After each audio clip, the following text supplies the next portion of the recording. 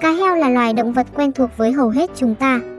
Cá heo nổi tiếng ở trí thông minh đáng nể, sự đáng yêu và tình cảm của chúng đối với con người. Dưới đây là những sự thật đáng kinh ngạc về loài cá heo mà không phải ai cũng biết. 1. Cá heo tiến hóa từ một loài động vật trên cạn. Hàng triệu năm trước, tổ tiên của cá heo không bơi dưới nước như chúng ta biết ngày nay, mà là một loài động vật ăn thịt sống hoàn toàn trên đất liền. Tuy nhiên, cách đây khoảng 50 triệu năm, một biến cố bí ẩn đã xảy ra khiến chúng buộc phải thích nghi với môi trường dưới nước và dần tiến hóa thành một loài cá có vú như hiện nay. Bằng chứng của lịch sử tiến hóa này vẫn có thể được nhìn thấy ở cá heo ngày nay. Trên thực tế, cá heo và cá voi trưởng thành đều có xương ngón tay và ngón chân điển hình của động vật có vú, nhưng được bao bọc bởi lớp da thịt dưới dạng vây trước và vây sau. 2. Kích thước của cá heo. Cá heo là động vật có vú sống ở đại dương và sông nước có quan hệ mật thiết với cá voi. Có gần 40 loài cá heo thuộc 17 chi sinh sống ở các đại dương, số ít còn lại sinh sống tại một số con sông trên thế giới, sông Dương Tử, sông Amazon, sông Ấn, sông Hằng.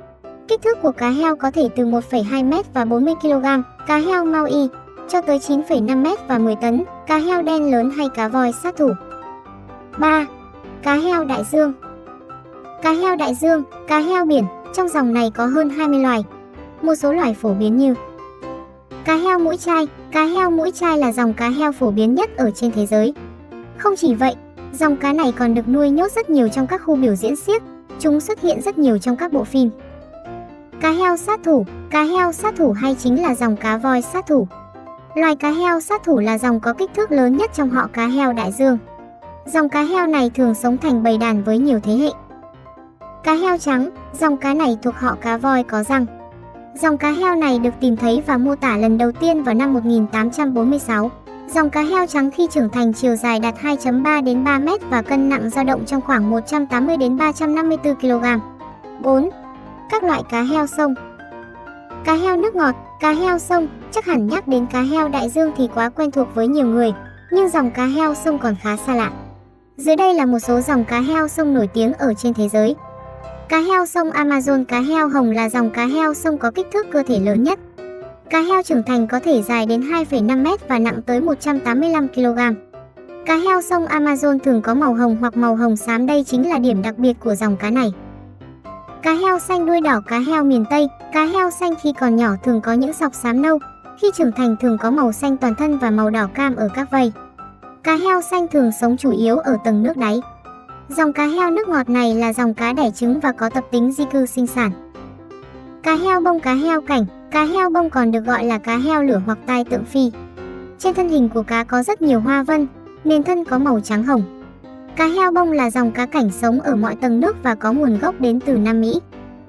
5. Cá heo có thể không ngủ trong nhiều tuần liền. Một nghiên cứu mới được công bố gần đây đã chỉ ra khả năng đáng ngạc nhiên của cá heo có thể giữ tỉnh táo trong nhiều ngày hoặc nhiều tuần liên tục mà không cần ngủ. Vậy chúng làm thế nào để có thể tồn tại mà không cần ngủ? Cá heo sở hữu cơ chế ngủ vô cùng đặc biệt. Chúng có thể cho nửa bộ não của mình nghỉ ngơi tại một thời điểm nhất định khi nửa còn lại vẫn tỉnh táo, một quá trình gọi là Unihemispheric Sleep.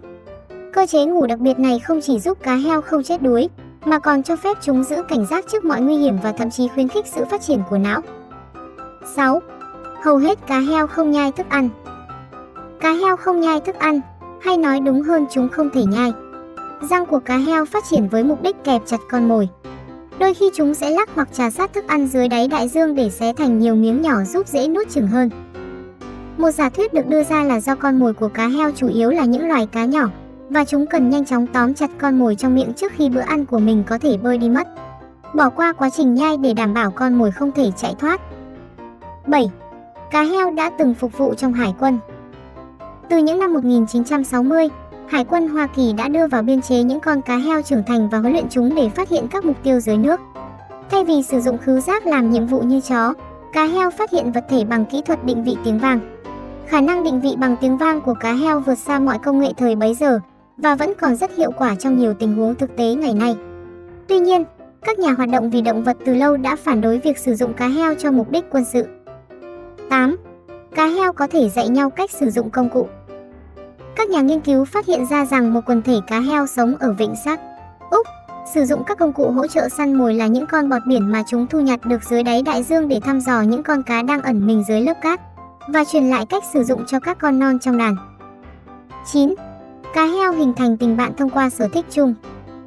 Các nhà nghiên cứu từ các đại học Bristol, Zurich và Tây Úc đã phát hiện ra rằng những con cá heo sống tại khu vực sắc bay hình thành tình bạn dựa trên mối quan tâm chung.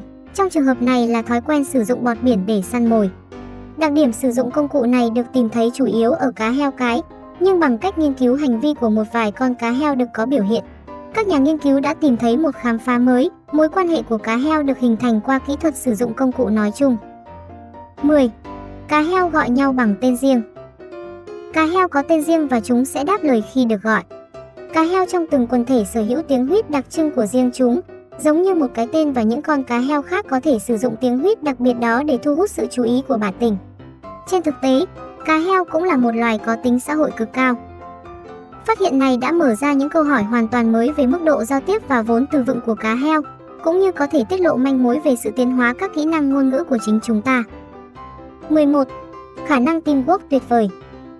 Một nhóm các nhà nghiên cứu đến từ Đại học Bristol mới đây đã phát hiện ra rằng cá heo đực có thể làm việc và phối hợp cùng nhau như một team ăn ý, thuộc tính trước đây được cho là độc nhất đối với con người. Quan sát hành vi của cá heo đực khi chúng phối hợp tán tỉnh heo cái, các nhà nghiên cứu đã thấy sự hợp tác thay vì hành vi cạnh tranh.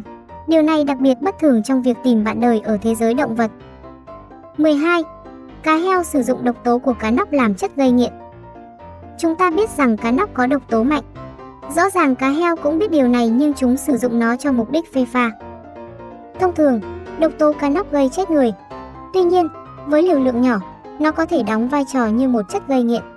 Đài BBC đã từng quay được một đoạn phim, trong đó những chú cá heo nhẹ nhàng chơi đùa với một con cá nóc trong 20 đến 30 phút, sau đó quanh quẩn không rời và có những hành vi khác lạ.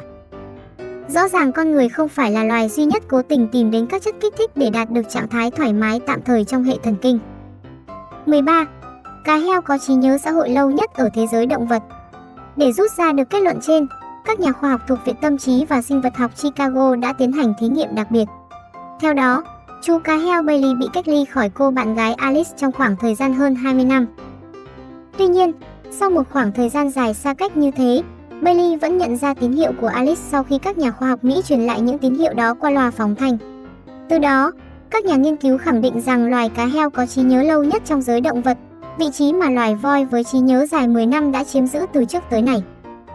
Hiện các nhà nghiên cứu Mỹ đang tiếp tục tiến hành thí nghiệm tiếp theo để xem loài cá heo có nhận biết được bà con của mình khi nghe tiếng huýt gọi đàn hay không.